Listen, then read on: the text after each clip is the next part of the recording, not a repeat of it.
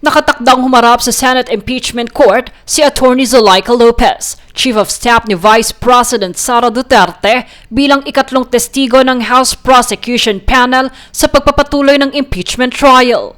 Nauna muna ang pinagpatuloy ng kampo ng depensa ang kanilang cross-examination kay National Bureau of Investigation o NBI Bangsamoro Regional Director Jeremy Lotok.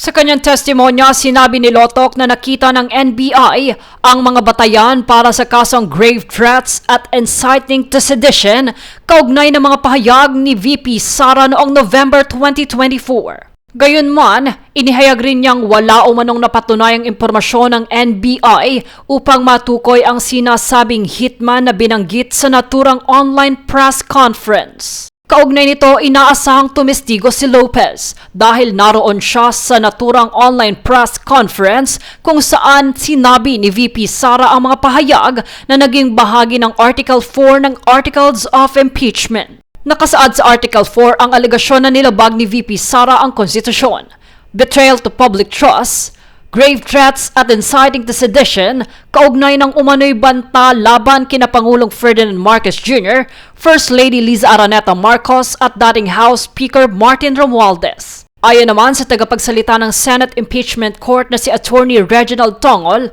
maaaring pagpaliwanagin ng korte si Lopez kung hindi siya makadalo sa itinakdang pagdinig at pagbibigay ng kanyang testimonya.